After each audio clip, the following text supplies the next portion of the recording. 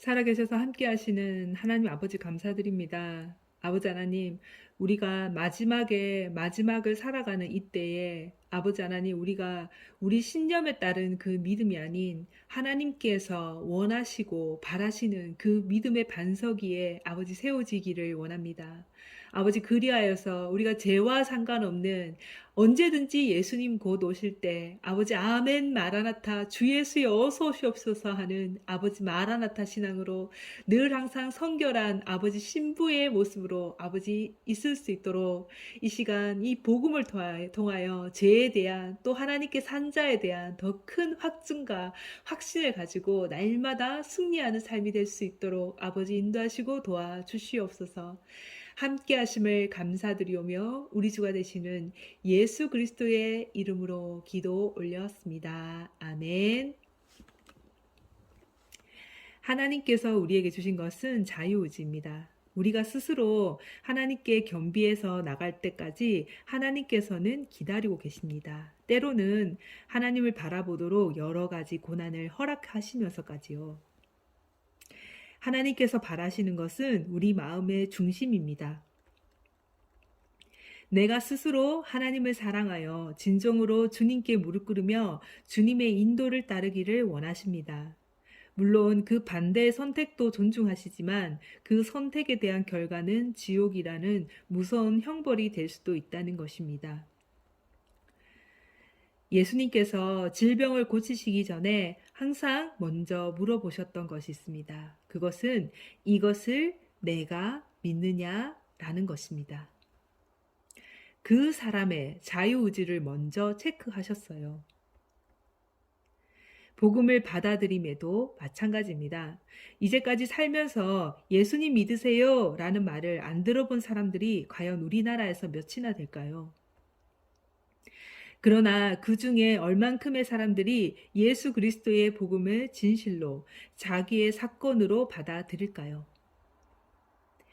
우리가 믿던지 믿지 않던지 하나님 편에서는 모든 사람에 대한 죄의 속량을 다 이루어 두셨습니다. 2000년 전 예수 그리스도께서 죽으시고 부활하셨기 때문입니다. 우리가 아직 죄인 되었을 때에 그리스도께서 우리를 위하여 죽으심으로 하나님께서 우리에게 대한 자기의 사랑을 확증하셨느니라. 로마서 5장 8절 말씀. 아멘. 아직 죄인일 때에 하나님과 완전한 분리로 내 마음대로 죄 가운데 살 때에 하나님께서는 우리의 대속 사역을 마치셨고 온 인류의 죄를 도말하셨습니다. 그러나 그 속량의 큰 사건을 누리는 자와 누리지 못하는 자가 있습니다. 받아들이는 자와 거부하는 자가 있습니다. 믿지 않는 자들은 이미 하나님께서 다 이루신 것에 대한 관심이 없기 때문에 받아들이지 않지만 비참한 것은 믿는다고 자부하시는 분들 안에서도 스스로 믿는다고 착각하시는 분들이 많다는 것입니다. 나는 안 그렇다고요? 그것을 점검하는 간단한 방법이 있습니다. 지금 내 안에 예수 그리스도께서 실제로 살아 계시며 나와 소통을 하고 계시는지요? 아니면 영접을 했으니 내 안에 계신다는 그 관념 속에 계시나요? 예수님이 내 안에 계신 것은 확실한 것 같은데 여전히 내 관점, 내 생각대로 살아가시나요? 너희가 믿음에 있는가? 너희 자신을 시험하고 너희 자신을 확증하라. 예수 그리스도께서 너희 안에 계신 줄을 너희가 스스로 알지 못하느냐? 그렇지 않으면 너희가 버리운 자니라. 고린도서 13장 5절 말씀. 아멘. 이 말씀은 참 두려운 말씀입니다. 하지만 지금 자신을 들여다보면서 내 안에 그리스도께서 실제 살아서 주님의 임재를 누리지 못하면 버리운 자라고 하신 것입니다. 그분이 내 안에 실제로 계시면 나타나는 증상이 있어요. 그것은 그분의 임재 앞에서 보는 나의 모든 것이 다 죄라는 것이 보여집니다. 그 말은 나라는 존재 자체가 예수님과는 상관이 없는 자라는 것을 깨닫는 것이에요. 아, 내가 바로 지옥에 떨어질 자이구나. 이것이 고백됩니다. 그래서 이렇게 구제할 길이 없는 존재이니 버림받는 것이 마땅한데, 이런 나의 죄가 예수 그리스도의 죽음과 연합하여 죽었다는 것이 너무나 큰 은혜가 됩니다. 소망은 오직 예수 그리스도의 임재 안에 거하는 것밖에 없다는 것에 아멘이 됩니다. 내가 그리스도와 함께 십자가에 못 박혔나니 이제는 내가 산 것이 아니요 오직 내 안에 그리스도께서 사신 것이라. 갈라디아서 2장 20절 말씀. 아멘. 자신이 하나님 앞에서 어떤 죄인인지를 깨닫지 못하면 예수님이 내 죄를 위해 죽고 부활했다는 복음은 그리 큰 기쁨과 소망이 되지 못합니다. 이렇게 존재적인 나의 죄를 성령의 인도로 비침을 받고 복음을 실제로 받아들이는 분들은 내 안에 그리스도께서 사신 것이 너무나 선명히 인지가 되고 그분을 따라 살며 그분과 대화하며 그분과 동행하는 삶이 당연하니까 간증과 기도에 대한 응답은 일상생활이 됩니다. 같이 사는 사람과 늘 에피소드가 있는 것처럼 말이에요. 그리스도께서 너희 안에 계신 것을 알지 못한다는 것은 복음을 진실로 받아들인 분이 아니라는 뜻입니다. 복음에 대한 지식적인 동의는 주님이 보이지 않습니다. 성령께서 역사하시는 간헐적인 성령 체험을 했다고 해서 복음을 받아들인 분이라고 장담할 수 없습니다. 그것으로 하나님의 살아계심은 믿을지 몰라도 하나님께서 바라시는 예수 그리스도께서 하신 그 일에 대한 믿음으로 살지 않을 수 있기 때문입니다. 복음을 실제로 받아들인 분들은 살아계신 예수 그리스도 앞에서 죄를 짓는 것은 너무나 두려운 일이 되는 것입니다. 예수님이 실제로 나와 함께 살고 계시면 나의 행위 이전에 그 동기까지도 투명하게 보입니다. 그러니 죄를 지을 수가 없게 되는 것이에요. 그분이 참 진리인데 그분을 영접하면 그분 말씀이 온전히 옳기 때문에 순종할 수밖에 없게 되는 것입니다. 그러나 내가 내 안에 계신 그분과 함께 그분께 시선을 두지 않는다면 나의 생각, 나의 관점이 더 크게 보이기 때문에 그것에 압도되어서 내 안에 계신 예수님이 보이지 않게 되는 것입니다. 이것이 월권입니다. 이것이 바로 가장 악한 일입니다. 하나님이 가장 엄벌하시는 것은 적 그리스도보다 믿지 않는 이 불신앙입니다. 복음을 실제로 믿지 않으면 하나님과의 실제적인 관계는 없어지게 되기 때문이니까요. 그 상태가 바로 지옥에 떨어질 상태인 것이에요. 나 천국에 갈 것을 믿어 하면서도 지금 당장 내가 예수 그리스도와의 소통으로 말씀을 통한 그분의 인도를 받지 않고 있다면 그것이 바로 복음을 믿고 있다 착각하며 스스로를 속이는 것입니다. 믿음은 실제이고 현실입니다. 지금 실제로 예수 그리스도께서 그분의 임재 가운데 살지 않는다면 가짜 믿음입니다. 그래서 가장 무서운 것은 진짜 믿는다는 신념 속에 착각하면서 복음을 실제로 받아들이지 않는 그 상태일 것입니다. 신앙생활을 하며 몇 번의 성령 체험으로 자신의 믿음이 있다 여기며 예수님 따로 자기 생각대로 따로 사는 가짜 믿음인 상태가 마지막 때 하나님께서 분리하시는 죽정이가 됩니다. 구원이란 말이 뭘까요? 사전적인 정의로는 위험에서 구출되거나 속박에서 해방을 한다는 뜻입니다. 그렇다면 예수 그리스도께서 우리를 구원하셨다는 것은 우리가 어떤 상황과 상태에 처해 있었기에 구출하여 해방을 하셨다는 것일까요? 내가 진실로 진실로 너희에게 이르노니 내 말을 듣고 또 나 보내신 이를 믿는 자는 영생을 얻었고 심판에 이르지 아니하리니 사망에서 생명으로 옮겼느니라. 요한복음 5장 24절 말씀. 아멘. 그렇다면 우리가 처해 있었던 현실은 사망이었네요. 왜 사망이 모든 인류에게 찾아왔을까요? 우리가 어떤 모습으로 살기에 사망에 이를 수밖에 없는 죄인이 되었을까요? 생명으로는 과연 어디죠? 그곳이 천국이겠네요. 하나님께서 계시는 곳.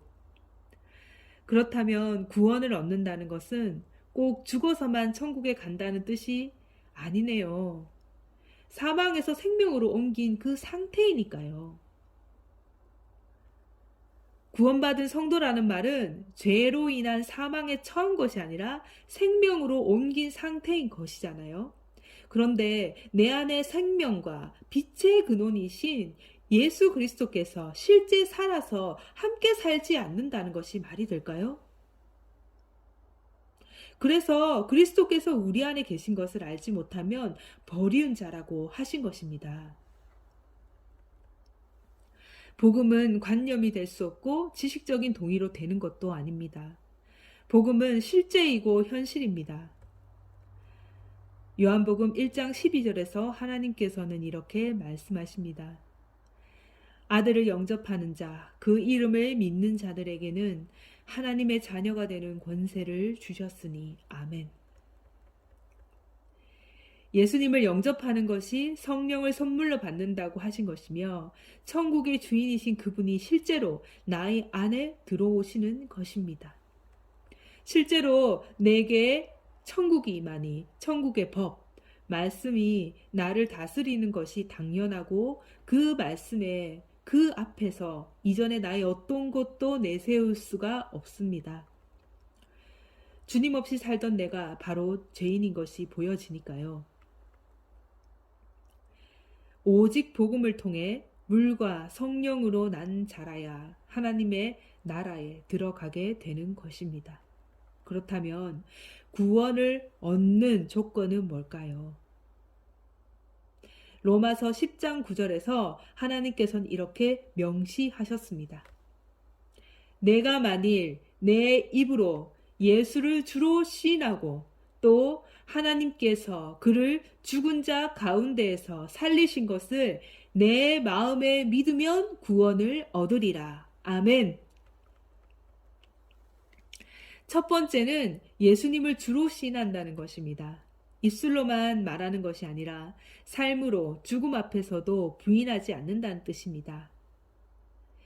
지금 이 세상에서 적절한 예는 바로 북한에서 예수님을 나의 주라고 외치는 것과 같은 상황입니다. 그러면 북한에서 어떤 처벌을 받는지 다들 아시죠? 두 번째로는 그를 죽은 자 가운데서 살리신 것을 내 마음에 믿으면이라는 조건입니다. 앞부분은 신앙생활을 하시는 누구라도 다 아시는 말씀입니다. 그러나 뒷부분은 많이들 관가하고 그냥 넘어가십니다. 왜 죽은 자 가운데서 살리신 것, 즉 부활을 내 마음에, 우리의 마음에 믿어야 구원을 얻는다고 하셨을까요? 그것을 알려면 로마서가 쓰여진 그 당시 상황으로 돌아가 봐야 알 수 있습니다. 예수님이 당시에 사셨던 2000년 전으로 타임머신을 타고 돌아가 봅시다. 나사렛이라는 작은 동네에 어느 평범한 목수가 갑자기 자기가 하나님이라 하고 나타납니다. 그러나 예수님은 그 당시 자신들과 똑같은 사람이었기에 예수님의 친독들마저도 마가복음 3장 21절에서 이렇게 예수님에 대해서 말을 합니다. 예수의 친족들이 듣고 그를 붙들러 나오니 이는 그가 미쳤다 하밀러라. 아멘. 그런 그가 남다릅니다. 사람이 할 수 없는 기적을 행하며 이제껏 어떤 선지자에게서도 볼 수 없었던 권위와 지혜가 있습니다. 심지어 죽어 썩어 냄새가 나는 사람을 살려내기도 합니다. 날 때부터 맹인인 사람의 눈을 뜨게도 합니다. 그러니 사람들은 예수님을 메시아라고까진 생각하지 못해도 많이 쳐서 선지자 정도로는 여기고 있었습니다.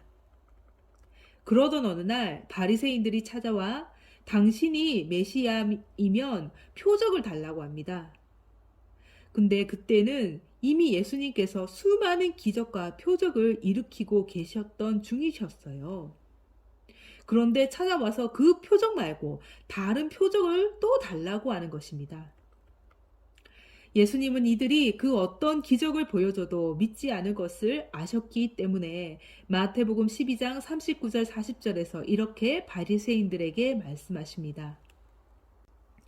악하고 음란한 세대가 표적을 구하나 선지자 요나의 표적밖에는 너희에게 보일 표적이 없도다. 요나가 밤낮 사흘 동안 큰 물고기 뱃속에 있었던 것과 같이 인자도 밤낮 사흘을 땅속에 있으리라. 아멘.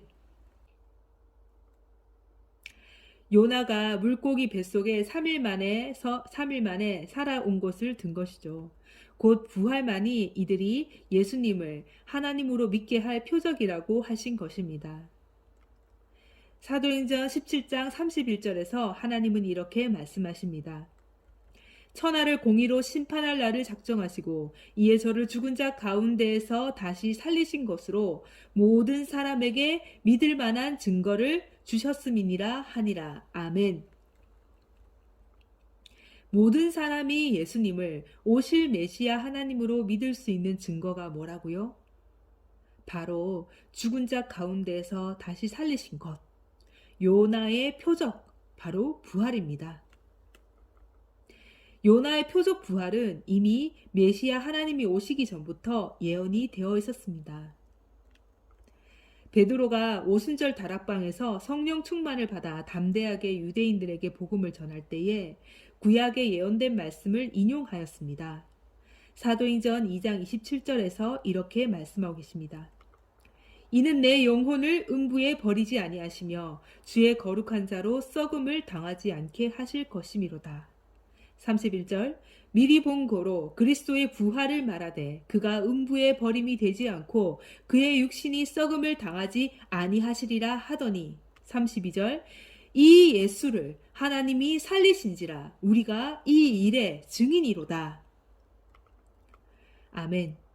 바리새인들이 기적을 일으키는 중에 와서도 찾아와서 또 표적을 달라 하실 때 예수님이 악하고 음란한 세대라 꾸짖으시며 예고하신 요나의 표적, 부활을 성취하셨다는 것을 제자들이 직접 보았다고 사도행전에서 담대히 증거하면서 예수님은 목수가 아니라 그분이 바로 오시기로 한 메시아 하나님이심을 증거하셨습니다. 로마서 1장 4절에서 사도 바울은 이렇게 증거합니다. 성결의 영으로는 죽은 자 가운데에서 부활하사 능력으로 하나님의 아들로 선포되셨으니 아멘. 예수님이 언제 하나님의 아들로 인정되셨나요? 죽은 자 가운데에서 부활하셨을 때. 이것이 마태복음 12장 40절에서 말하는 요나의 표적입니다. 자, 생각해 보십시오. 2000년 전에 십자가의 신성 모독죄로 죽은 예수님을 갑자기 어떻게 하나님으로 인정할 수 있었겠습니까? 그분이 예언이 되어 있었던 그대로 다시 살아나셨기에 비로소 일반 목수 출신 평범한 한 청년이 신성을 모독한 것이 아니라 자신이 메시아 하나님이라는 주장이 진실로 증명이 되는 것입니다. 우리 죄를 대속하러 오신 메시아 하나님으로 인정되는 것이었어요. 그래서 로마 시대 그 복음이 전해질 때에 한 평범한 인간이셨던 예수님을 주, 즉 창조주로 시인하는 엄청난 고백을 할 수 있었던 것입니다. 초대교회 로마 시대 사람들은 그렇게 예수님을 하나님으로 확증하고 그분을 절대적인 주로 시인하게 되었습니다. 그것이 진실이었기에 어떤 고난 앞에서도 죽음을 초월한 신앙을 했던 것입니다. 그들은 사자밥을 자청하고 더 나은 부활을 위해 고난받는 것을 기쁘게 여기면서 기꺼이 기쁘게 순교를 할 수 있었습니다. 인간이 가장 무서웠던 죽음을 전혀 두려워하지 않았어요. 예수님의 부활이 사실이었으니까. 예수님의 부활을 직접 목격했기에 육신의 죽음은 끝이 아니라는 것을 직접 보았기 때문입니다. 죽음 넘어 보이지 않는 세계에 대한 완전한 확증을 가지고 살았기 때문이에요. 예수님의 제자들이 처음부터 이렇게 담대했나요? 예수님의 부활을 목격하기 전에도 베드로는 예수님을 하나님의 아들이라고 고백하였습니다. 그랬던 그가 예수님을 향한 그 믿음의 실체가 드러났던 것은 예수님께서 십자가를 지실 때였습니다. 도망갔어요. 심지어 예수님을 3번이나 부인하고 저주까지 했습니다. 그들이 예수님을 하나님으로 오실 메시아로 믿었다면 죽음까지도 예수님과 함께 했어야 맞는 것입니다. 요한복음 2장 22절에서 하나님은 이렇게 말씀하십니다. 죽은 자 가운데서 살아나신 후에야 제자들이 이 말씀하신 것을 기억하고 성경과 및 예수의 하신 말씀을 믿었더라. 아멘. 제자들이 예수님을 하나님으로 진정으로 믿게 된 때는 죽은 자 가운데에서 살아나신 후에야 예수님의 부활을 본 그 다음부터 믿었다고 되어 있습니다. 믿기는 믿었는데 그 믿음의 차이가 보이시나요? 부활을 목격하기 전의 믿음은 예수님을 버리고 도망가며 죽음을 두려워했던 믿음이라면 예수님의 부활을 본 그 후의 믿음은 목숨을 던져버리고 십자가에 거꾸로 매달리며 산채로 피부가 벗겨져도 죽음을 두려워하지 않고 끝까지 예수님의 하나님 되심을 증거하였습니다. 왜 로마서 10장 9절에서 부활을 믿는 것을 구원의 조건으로 내미는지 이제 납득이 되시나요? 예수님의 부활을 목격한 후에야 평범한 예수라는 사람을 창조주, 우리의 하나님으로 고백할 수 있게 되는 것이었기 때문입니다. 예수님의 부활체, 부활의 몸은 이 세상의 몸이 아닙니다. 몸이 있고 음식도 잡수시지만 순간이동을 합니다. 시간과 공간 그리고 물질의 그 제약을 받지 않는 몸이셔요. 누가복음 24장 36절 40절에서 잘 묘사하고 있습니다. 이 말을 할 때에 예수께서 친히 그들 가운데에 서서 이르시되 너희에게 평강이 있을지어다 하시니 그들이 놀라고 무서워하며 그 보는 것을 영으로 생각하는지라. 예수께서 이르시되 어찌하여 두려워하며 어찌하여 마음에 의심하느냐. 내 손과 발을 보고 나인 줄 알라. 또 나를 만져보라. 영은 살과 뼈가 없으되 나는 보는 바와 같이 있느니라. 이 말씀을 하시고 손과 발을 보이시니 그들이 너무 기쁨으로 아직도 믿지 못하고 놀랍게 여길 때에 이르시되 여기 먹을 것이 없느냐 하시니 이에 구운 생선 한 토막을 드리니 받으사 그 앞에서 잡수시더라. 아멘. 예수님께서 배가 고프셔서 먹을 것을 갑자기 달라고 하신 것일까요? 아닙니다. 보고도 믿지 못하는 제자들을 향해 음식을 잡수시는 것을 보여주시며 예수님의 부활을 확증시켜 주셨던 것이었습니다. 이 세상에서는 도저히 있을 수 없는 일이었기 때문에 사람들은 이것을 두고 예수님의 그 실존을 믿지 못하고 신화나 전설로 여깁니다. 그러나 예수님의 부활이 역사이고 실제 일어난 일인 것은 역사 속의 인물인 예수님부터 바울, 제자들까지도 증명을 하고 있습니다. 부활은 역사적인 사건입니다. 정말로 이 세상이 다가 아니라 보이지 않는 세상은 지금 이 순간도 우리와 실제로 공존하고 있습니다.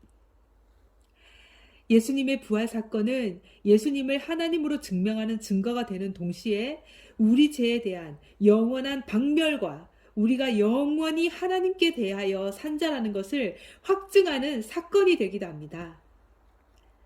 이사야 25장 8절에서 하나님은 이렇게 말씀하셨습니다. 사망을 영원히 멸하실 것이라. 주 여호와께서 모든 얼굴에서 눈물을 씻기시며 자기 백성의 수치를 온 천하에서 제하시리라. 아멘. 사망, 즉 이 죽음은 죄로 인해서 찾아온 것입니다. 로마서 6장 23절. 죄의 삭은 사망이요 하나님의 은사는 그리스도 예수 우리 주 안에 있는 영생이니라. 아멘. 인간은 원래 하나님과 함께 영원히 살 존재로 태어났습니다. 에덴 동산에서 죄를 범한 후 영적인 죽음과 육적인 죽음이 찾아왔어요. 영적인 죽음은 하나님과의 단절입니다. 육적인 죽음은 지금 모든 인류가 피해갈 수 없는 육신의 죽음이에요. 영적인 죽음과 육신의 죽음, 이 모두 죄로 인한 삭수로 인해서 찾아왔다고 말씀하고 계시는 것입니다. 죄 때문에 사망이 왔다는 거죠. 예수께서 십자가에 죽고 끝나는 것이 아니라 죄의 결과로 온 이 사망, 영적, 육적 죽음을 이겨야지만, 다시 말해서 사망을 이겨야지만 이 사망을 멸할 수가 있게 되는 것입니다. 죄로 인한 사망을 이긴 상태, 죽음을 이긴 상태가 뭐죠? 바로 부활하신 것이잖아요. 그 뜻은 예수님께서 부활하지 않으셨으면 인류의 대속은 없게 되는 것입니다.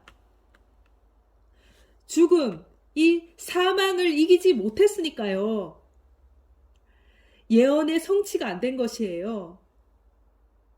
고린도전서 15장 17절에서 하나님께서는 이렇게 분명하게 말씀하셨습니다. 그리스도께서 다시 사신 것이 없으면 너희의 믿음도 헛것이요 너희가 여전히 죄 가운데 있느니라. 아멘. 그리스도의 부활이 없다면 죄 사함이 안 된다는 뜻이지요. 그래서 예수 그리스도의 십자가와 부활을 믿어야 하는 것입니다. 부활하지 않으셨으면 십자가에서 죽으신 예수님의 피는 우리를 위한 죄 사함의 능력이 될 수가 없어요. 날 위해 죽은 예수 그리스도의 십자가가 진짜 날 위한 십자가가 되는 확증은 예수 그리스도께서 죄의 삭신, 이 사망을 이기신 부활, 이 부활을 하셨기에 신성 모독죄로 죽은 한 청년의 죽음이 아닌 우리 죄를 대속하신 하나님의 사랑과 은혜가 되는 것입니다. 로마서 10장 9절. 이 구원의 조건에 왜 부활을 내 마음에 믿으면 이라고 하시는지 이제 아멘이 되십니까? 부활을 내 마음에, 우리의 마음에 믿어야 구원을 얻는다는 것은 예수님의 부활을 실제 일어난 일로 우리 마음에 확증하고 받아들여야 나의 죄가 진짜 용서받았다는 확증을 얻게 되는 것입니다. 예수님의 부활하심으로써 죄에 대한 완전한 정복, 인류의 죄는 완전히 박멸이 되었기에 하나님 편에서는 예수 그리스도의 십자가로 인해서 우리의 죄가 보이는 것이 아니라 우리가 하나님과 함께 산 것을 보시는 것입니다. 인류의 모든 죄는 믿던지 믿지 않던지 공식적으로 사라진 것이고 죄를 통해 역사하는 마귀의 세력을 박멸한 사건입니다. 여자의 후손이 내 머리를 상하게 할 것이요 너는 그의 발꿈치를 상하게 할 것이라. 창세기 3장 15절 말씀. 아멘. 하지만 하나님 편에서 완전히 죄에 대해 이 다 해결하신 그 사실을 우리가 받아들이지 않아서 예수님께서 다 이루신 이 사실을 바라보지 않아서 그 사실을 누리지 못하는 것뿐이에요. 그래서 제발 나를 용서해 주세요 하는 것이 아니라 하나님과 상관없이 이 지옥 갈 죄를 이미 용서하신 그 사건을 받아들이지 않는 이 죄를 용서해 달라고 하는 것이 정확한 표현인 것입니다. 그래서 요한복음 16장 9절에 이렇게 죄에 대해서 정확하게 말씀하셨습니다. 죄에 대하여라 함은 저희가 나를 믿지 아니함이요. 아멘. 죄는 그분이 하신 일을 믿지 않는 것입니다. 자기 백성의 죄를 지고 가는 하나님의 어린 양이 되셨어. 모든 사람의 죄를 용서하신 그 사건을 받아들이지 않고 여전히 하나님과 상관없이 내 마음, 내 느낌, 내 감정대로, 내 생각대로, 내 판단대로 사는 그것을 죄라고 하신 것이에요. 지식적인 동의가 아니라 진실로 예수 그리스도의 그 죄사함을 받아들인다면 나의 옛사람은 보이든 보이지 않던지 간에 실제로 죽은 것입니다. 그분이 하신 일은 100%니까요. 죄의 원흉인 옛사람을 죽여서 그 죄를 완전히 멸했기 때문에 이 사실을 진실로 받아들인다면 예수님과 함께 죽어 장사된 생명 없는 시체인 나를 부인한다는 것은 날마다 보여지고 느껴지는 나를 이제는 내가 아니야. 그 어떤 느낀 감정에도 반응하지 않고 내 안에 예수님만 바라보게 됩니다. 위조 지폐를 잘 구분하는 법을 아세요? 그것은 위조 지폐가 어떻게 만들어진가를 잘 아는 것이 아니에요. 진짜를 잘 알면 가짜는 쉽게 구분이 됩니다. 종교다원주의, WCC, WEA, NCCK, 그리고 각종 이단, 심지어 교회에서 믿노라 하면서도 그 믿음의 껍데기를 두르고 실제로 믿지 않는 그 실체까지도 다 구분이 되는 것이에요. 어떤 부정적인 감정이든 구습이든 그 어떤 것이라도 내가 예수님과 함께 죽었다는 것이 실제 사실이 되니까 나를 바라보지 않고 구습이 요동치는 그 가운데에서도 그 요동치는 구습에 반응하지 않고 잠잠히 예수님의 인도를 구합니다. 요동치든 말든 그것은 이미 죽은 것이니까요. 저와 같은 교회에 다녔던 권사님이 계셨습니다. 그분은 홀로 대신 가보셨고 자녀분들도 가까이 있지 않아 곁에서 많이들 제가 돌봐드렸습니다. 그러다 교회 행사도 있고 또 어린아이를 데리고 먼저 교회 일에 참여해야 돼서 오늘은 권사님을 같이 모시지 못하고 가겠다고 말씀드리니까 갑자기 악다구니를 쓰시면서 나를 여기 귀찮게 여기지? 하며 막 바락바락 소리를 지르고 저한테 대드는 것이었습니다. 어른이 뭐 대든다는 표현은 좀 그런데 정말 그때는 그렇게 들렸었어요. 너무 어처구니가 없고 기가 막히고 정말 인연을 끌어버리고 싶은 마음이 들었었습니다. 그러나 하나님께서는 너 한 사람과도 원수 맺고 관계를 끊으면 나와 관계를 끊는 거야 라고 하셨습니다. 잘못한 사람을 꾸짖고 억울한 나를 위로해 주시는 하나님이 아니라 너의 주인은 누구니 하시는 하나님, 그렇게 말씀으로 인도하시는 하나님이 지금 부활하셔서 실제로 살아 계시며 정말 그 옛사람을 죽인 그분이 실제이고 그러니 나의 모든 생각과 판단은 다 죽은 것이니까 그 앞에서 내 감정이 이래요. 내가 정말 인연을 끌어버리고 싶어요. 할 수가 없는 것이었어요. 그래서 정말 사람 마음 같으면 한바탕 해버리고 정말 한번 싸워버리고 안 보고 싶은 그 마음을 뒤로 한 채 우리 주 예수님 내 안에 살아계시는 사랑의 본체이신 그분만을 바라보며 다시 나의 마음을 지킬 수가 있었습니다. 그로 며칠 후에 그분을 다시 보게 되었는데 내 안에 온전한 사랑이신 그분만 보이니까 그분께 아무런 일도 없다는 아무런 일 없이 그냥 사랑으로 안녕하셨어요 라고 인사를 하니까 그분의 표정이 갑자기 충격받으면서 막 일그러지시는 것이었어요. 나중에 그분께 들은 이야기인데 교회에 올 때 저에게 한 일이 있기 때문에 제가 혹시나 뭐라고 하면은 오히려 저를 한바탕 해버리려고 죽이니 살리니 하면서 왔다는 것이었어요. 그런데 제가 그 예상과는 다르게 너무 다르게 반응을 하니까 충격을 받았다고 하시면서 이 사람이 점점 하나님 안에서 거목이 되어 가구나 하고 느꼈다고 하시면서 그 다음부터는 저에게 함부로 대하지 않으시며 존중해 주셨습니다.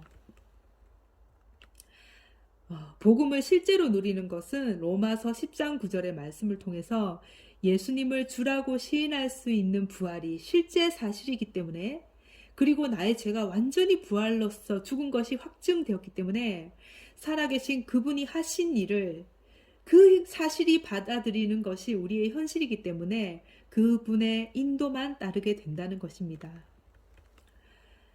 예수님의 부활은 이순신 장군, 세종대왕, 또한 이승만 대통령, 김대중 대통령처럼 이 땅에 실제 사신 역사적인 인물이며, 그분의 하신 일은 허구가 아닌 역사책에도 기록되어 있는 역사적인 사실입니다. 그 사실을 토대로 2000년이 지난 지금 이 순간에도 예수님이 전해지고 있으며 그분은 역사의 기준점이 되시기도 합니다. AD와 BC로요. 역사성을 강조하는 이유는 그 역사가 지금 우리에게도 현실이 되기 때문이에요. 신화나 전설, 그런 것들이 아닌 정말 현실이고 실제 일어난 사건이니까 이 복음의 확실성과 현실성은 너무나 사실이 되는 것이에요. 지식적으로 내가 빛의 자녀가 된 것이 아니라 실제적인 빛의 자녀는 한번 빛의 자녀가 되면 영원히 되는 것이 아닙니다. 그 뜻은 빛은 어둠과 함께 없다는 것이 진리인 것처럼 내가 빛이면 늘 빛 안에 속해야 되는 것이죠. 어둠에 있을 수 없다는 거예요. 빛의 자녀면 빛을 드러내게 되어 있습니다. 주님의 영광의 강체가 드러나게 되고 선한 행실이 따라올 수밖에 없어요. 그래서 날마다 그 빛에 거하기 위해서 자기 자신을 부인하며 성령의 인도를 따라야 하는 것입니다. 그러나 잠깐이라도 내가 어둠에 거한다면, 여전히 옛 구습으로 살아간다면, 그리고 그것을 깨닫지 못하고 계속해서 그 옛사람, 자기 옛 자아로 살아간다면 구원을 잃게 될 것입니다. 빌립보서 3장 12절에서 하나님께서는 이렇게 말씀하고 계십니다. 내가 이미 얻었다 함도 아니요 온전히 이루었다 함도 아니라 오직 내가 그리스도 예수께 잡힌 바 된 그것을 잡으려고 쫓아가노라. 아멘. 주님의 구원의 약속은 영원한 구원으로서의 초대이지 구원의 확정이 아닙니다. 비단에 계속 거한다는 현재 진행형이 되어야 구원을 이루어가는 것이에요. 완료형이 아니에요. 완료형이라 생각하는 그 순간 우리는 타락합니다. 비단에 거하지 않는 순간순간이 구원을 놓치는 것이고, 그에 대한 회개 없이 그 상태가 지속이 된다면 결국 구원을 잃어버리게 되는 것이니까요. 우리는 구원을 이루어가는 중에 있습니다. 물론 예수님께서 하신 일은 정확하게 현실이고 사실이고 완전한 확증이지만 그 확증을 받아 누리고 그 확증을 대한 믿음으로 늘 사는 것은 우리의 몫인 거예요. 그래서 한시도 방심하면 안 돼요. 날마다 실제적인 빛 대신 그리스도 예수 우리 주 하나님께 시선을 두며 인도받는 삶을 살기를 날마다 우리 모두에게 축복합니다. 기도하겠습니다. 아버지 하나님 감사드립니다. 아버지 하나님, 우리가 마지막을 살아가는 이때에 우리가 명확한 선긋기를 하기를 원합니다. 그래하여서 예수님께서 로마서 10장 9절에서 다 확증하고 이루어두신 이 부활의 역사성을 통하여서 우리의 죄가 다 사해졌고, 그 죄, 옛사람인 그 죄, 하나님과 상관없었던 나의 존재적인 죄가 해결되었으니 전적으로 나를 부인하고 아버지 하나님만을 바라고 살아가는 것은 너무나 당연합니다. 우리가 나의 어떤 모습 때문에 낙담하고 절망하지 않기를 원합니다. 나의 어떤 질그릇의 부족함 때문에 낙심하지 않기를 원합니다. 오직 믿음으로 아버지 하나님께서 다 이루신 그 복음을 받아들이고 오직 하나님께로 산자로 여기며 성령의 인도만을 갈구하며 날마다 말씀 안에 말씀 앞에 있기를 원합니다. 그 인도 따라서 날마다 우리가 수고하고 무거운 짐을 내려놓으며 하나님의 기쁘신 그 임재 아래서 항상 기뻐하며 쉬지 않고 기도하며 범사에 감사하는 하나님 바라시는 온전한 그 믿음의 안에 아버지 있기를 원합니다. 아버지 주님을 사랑합니다. 그리고 마라나타 우리 주님 오실 날을 기다립니다. 날마다 죄와 상관없는 우리로 살아갈 수 있도록 하나님 인도하시고 도와주시옵소서. 우리 모두 이 복음을 듣는 모든 자들이 함께 손에 손을 잡고 아버지 오심을 맞이하며 기쁘게 신부의 단장을 할 수 있도록 인도하시고 도와주시기를 간절히 바라옵나이다. 살아계셔서 함께 하시는 우리 주 되시는 영원하신 우리 주 하나님 아버지께 감사와 영광을 올려드립니다. 아멘. 감사합니다. 다음 영상에서는 이 죄가 왜 이 세상에 왔는지, 우리가 왜 사망에 처하게 되었는지를 더 자세히 다루어 보겠습니다. 샬롬.